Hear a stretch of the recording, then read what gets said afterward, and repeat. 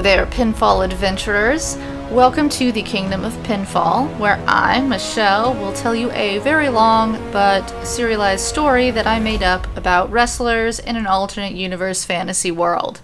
You have found your way to the third episode, so congratulations. Thank you for sticking with me. You don't want to start here, though, because jumping in here would make you even more confused than the people that have listened from the beginning. If you're new, then scurry on back to episode 1, as that is chapter 1. And this week, before we get going, I have a little bit of commentary, which I said I was going to keep to a minimum, and I'm going to try to do that. I record these episodes usually a week early to give myself time to add all of the dramatic music and dumb sound effects should I be interrupted or otherwise sidetracked with other projects. And I started writing this, though, months and months ago. So if you're paying close attention, you'll realize that some of the things that happen have sort of happened in the actual wrestling a while back, and also even older wrestling. I'm a big fan of the ancient WCW mid-90s wrestling as well, which you will most definitely see at some point here. As we truck along and get going, and maybe the podcast catches up more with what I've written, then you might see a little bit more influence from the current wrestling events. I'm recording this episode a few days after Extreme Rules, and then it's going to become available about a week after Extreme Rules. So, by the time you're listening to this, you should all know by now that Sister Abigail took the form of Alexa Bliss, and I have long been fascinated by Sister Abigail. Basically, I am all for this Alexa Abigail angle to torture Braun. I love it. I think it's beautiful. I also wrote Sister Abigail into Pinfall a while back, because how could I not? She was asking to be written into this. She doesn't pop up in this chapter. She's a couple chapters ahead, and my take on her is different, but hopefully it will still be fun for everyone, and that gives you all something to look forward to, maybe. And my apologies again for my Scottish accent in this chapter, and for all previous and any future attempts at anyone's voices, which I will surely ruin. This chapter also, it has fantasy violence and magical violence, so trigger warning for those, I suppose. And now, let's go catch up with the heroes of Smackdown. Chapter 3, Bootios for Strength.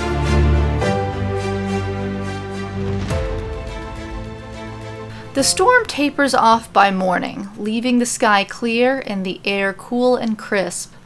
Tucker sits on the front porch of the house in the woods, sword on his lap, sharpening it with a whetstone. The sun is only beginning to peek over the horizon. Otis is inside preparing rations, and everyone else is gathering their travel supplies. They have a long journey ahead of them and have to pass through dangerous lands. Kofi steps outside, puts his hands on his hips, and takes a deep breath. He's wearing the World Championship Belt of Power. The first bits of sunlight glint off of the crystals of the W that emblazons the middle and briefly blinds Tucker. He squints at Kofi, then goes back to honing his blade. Big E joins them next. He too is wearing a Belt of Power, and he has his huge hammer strapped to his back. He eats dry cereal straight from the box, gyrating his hips as he crunches. He politely offers some to both Kofi and Tucker. "Bootios for strength!" He shakes the box at them and says, "They'll make your legs big and make you into meaty men." "I'm pretty meaty, but I could always use bigger legs," Tucker says and reaches into the box for a handful. "Legs like tree trunks," Big E tells him ecstatically. Tucker nods and shoves the cereal into his mouth, many pieces falling onto his chest and around him on the porch. As he crunches away, he sees movement. He stops chewing and listens closely, studying the bushes. There is motion in the shadows down the slightly overgrown path leading to the house. His mouth full of bootios, he says, "You see that, guys?" He points as crumbs spew from his lips. "Some from there." "Announce yourselves!"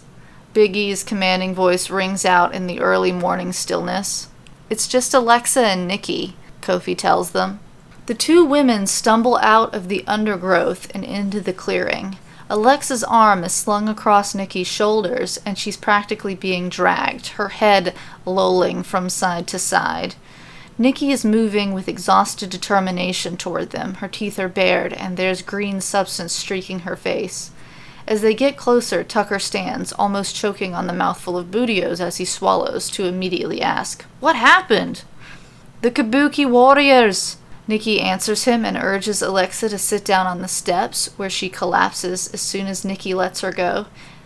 Nikki panics a little, flails, and stops her from falling over. "My face," Alexa mumbles faintly. Her head flops backwards, and she looks up at the men upside down.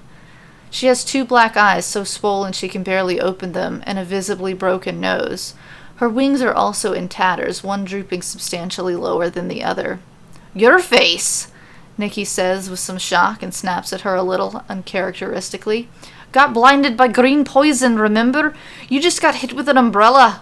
"Watch out for the green mist," Kofi mumbles, immediately making the connection. He snaps his fingers and does a triumphant dance around E, having figured it out. "Would have been nice to know that sooner," grumbles Nikki. E backs up toward the door, still shoveling bootios into his mouth. He opens the door just far enough to get his head inside and calls, "Woods, we need healing. Bring Francesca."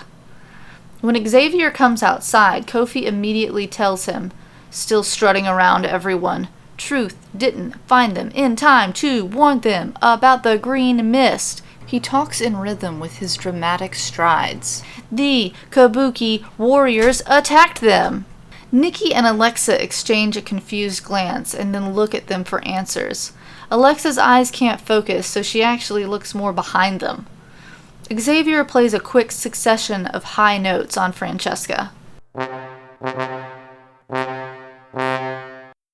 A sparkling golden mist emerges from the bell of the trombone.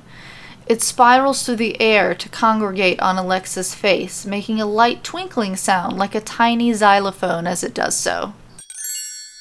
He then says to Kofi, "They were supposed to be here last night, but they got held up.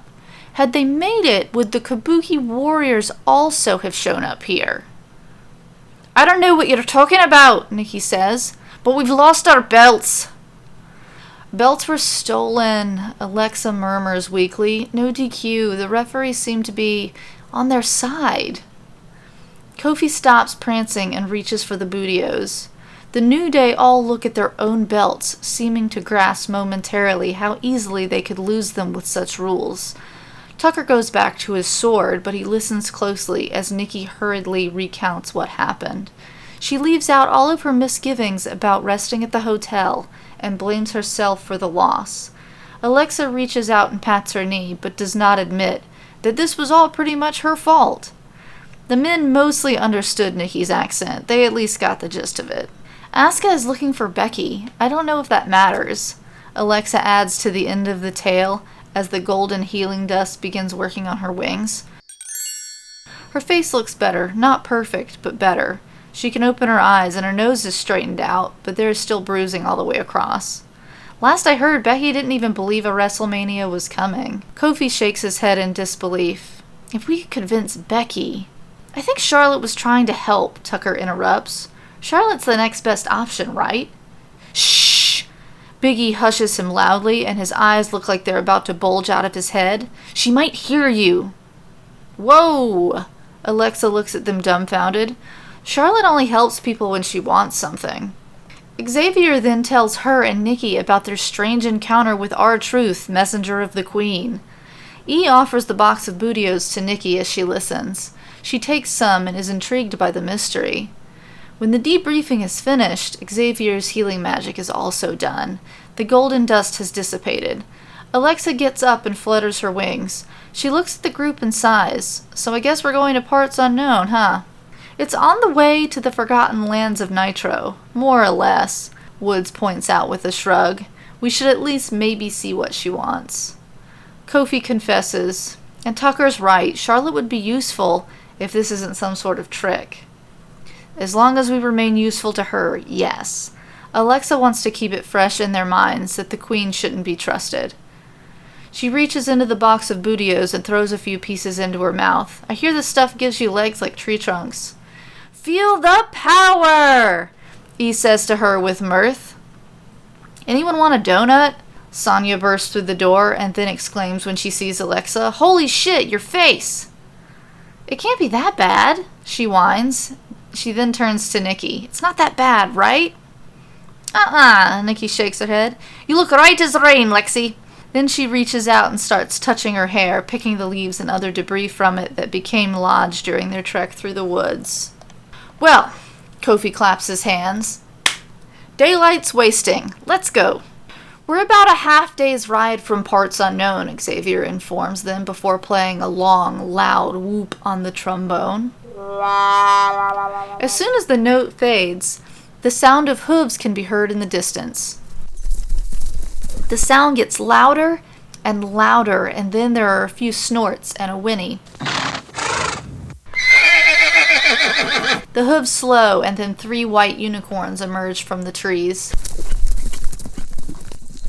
They approach the group, stomping their feet and shaking their shining manes. Their pearlescent, twisted horns glisten in the light of dawn.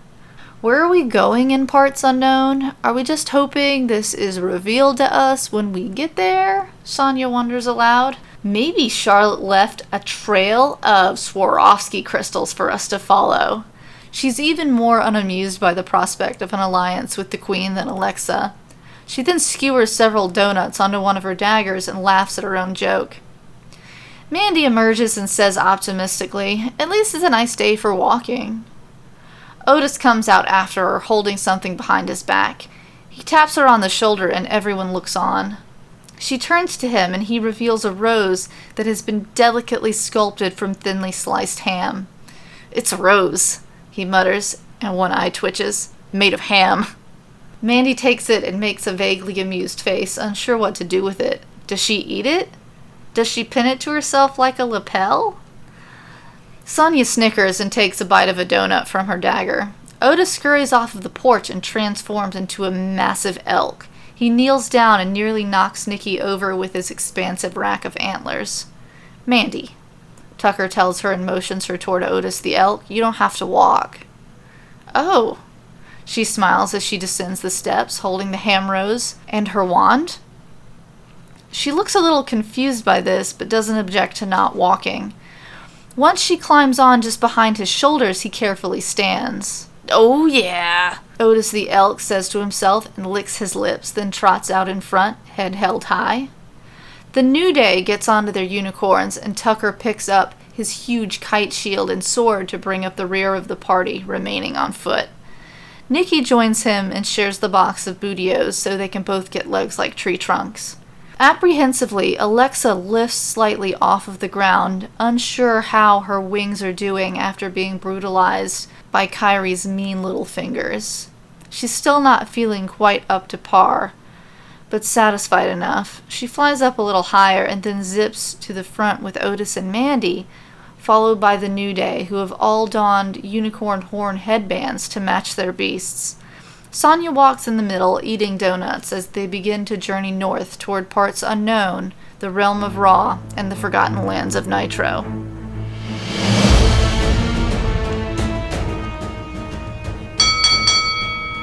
The party hears the horrifying noise almost immediately as the forest begins to thin and they start to see the hilly fields that stretch toward the gray forest that surround parts unknown. Otis comes to a sudden halt, and Kofi's unicorn nearly bumps into his rear. They don't immediately see the referee and begin looking around frantically for the challenger. Alexa shoots quickly into the air above the trees to see if she can see anything. Who was the bell for? Sonya yells to Mandy at the front and wipes the donut glaze from her dagger onto her pants and draws the second one from within her boot. I don't know, she yells back and urges Otis forward to see what they can see on the path ahead. I don't see anyone, Alexa calls down to them, but it's probably someone after one of the belts. Protect the New Day. Tucker whirls around, sword and shield poised and ready for an attack from behind. They hear a thunderous noise from somewhere across the fields, but it isn't thunder at all. Alexa can see a hulking creature in the distance, but can't make out what it is exactly. Ladies and gentlemen, my name is Paul Heyman, says a voice coming from all around them, similar to the bell. Paul Heyman? Kofi looks at Xavier and E. Paul Heyman is a myth. Another myth we can scratch off the myth list, I guess, Sonya responds from behind him. Myths come out of hiding for WrestleManias. Paul Heyman, god of the underworld, the titan of heel, goes on, his voice booming. I am the advocate of the beast incarnate, the undisputed dreadlord from the deepest pit of heel, the soon-to-be holder of the World Championship Belt of Power, Brock Lesnar! It is then that Alexa recognizes the thing moving rapidly around the field. It's an armored rhinoceros bearing Brock Lesnar, who is holding a lance. Oh no!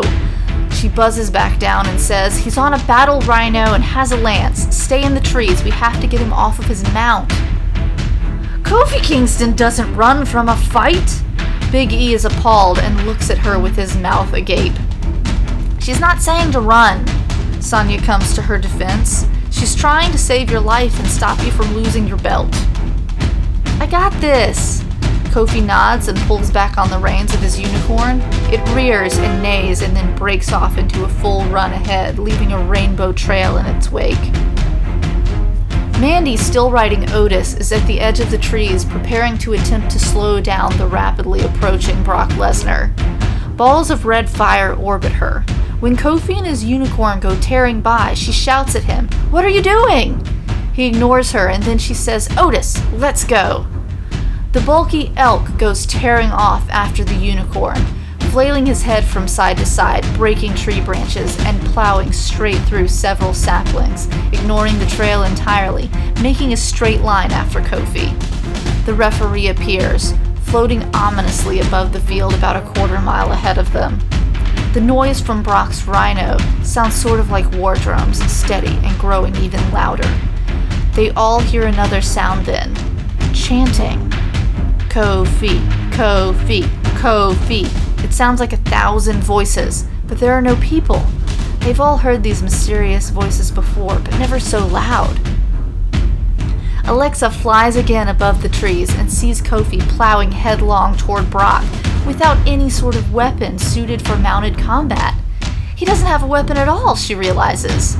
Kofi is a close-quarters melee fighter, not a mounted fighter by any means. She mumbles, "Oh no, oh poop." Otis and Mandy are trying desperately to catch up, but the unicorn is freakishly fast.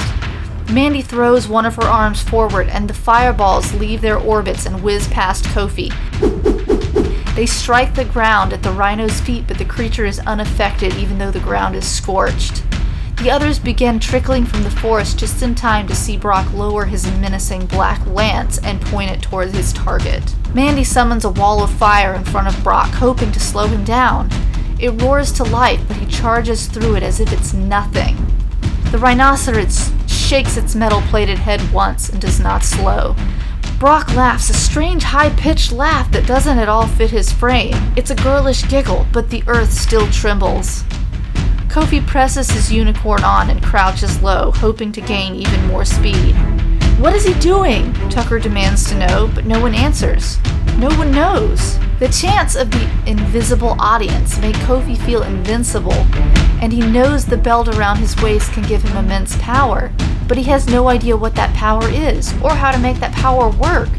He lets out a fierce yell. His unicorn, avoiding collision with the rhino, veers right at the last possible second in the dangerous game of chicken. But this does not save Kofi from the reach of Brock's well-aimed lance. The voices that were chanting go silent as the lance shatters against his left shoulder. He is knocked into the air and backward. The lance breaks, and part of it pierces into him. He goes tumbling off of his mount, a full flip, the belt coming undone and falling from his waist as he lands face down. The broken piece of lance, forced completely through his body, is left protruding and bloodied. Brock turns his rhinoceros around, power sliding with the huge animal, churning up the earth and creating a giant divot in the ground. He throws the remainder of his lance onto Kofi's unmoving body. It strikes him hollowly, then rolls off of him, and he doesn't move. Brock slows and begins to circle the scene, locking eyes with all of those watching. The referee picks up the belt, raises it high, then hands it to him. He puts it around his own waist and raises his arms in triumph, staring at the spectators. "Kofi!" Big E wails and then recklessly charges forward with Xavier not far behind. The others follow suit on foot. Manny and Otis continue forward and a bolt of fire blasts from the mage's wand toward Brock's bare chest. He swats it away with his hand and she gasps. Brock Lesnar is immune to fire. Alexa goes wide and tries to strike him with a throwing knife from above, but he turns and catches it deftly. He throws it back and it goes flying past her face and into oblivion. He then laughs again, the petrifying giggle. He turns and begins moving quickly away from them. Before they can catch up, a dark portal opens up in front of him and he disappears into it before it closes. The bell rings.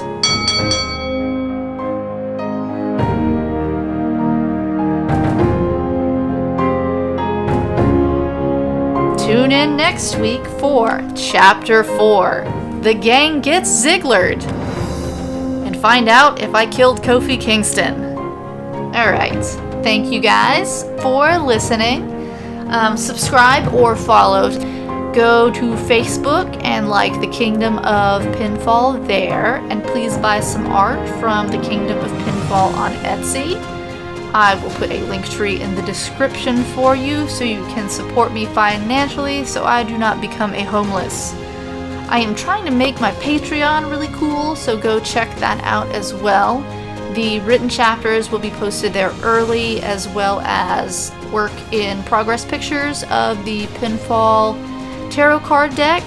Coloring pages are also a thing I'm doing now, and I'm just going to keep adding more stuff, trying to make it awesome until and unless I become homeless, under which circumstances all of this will abruptly stop and none of you will ever know what happens in the greatest WrestleMania in the history of the Kingdom of Pinfall.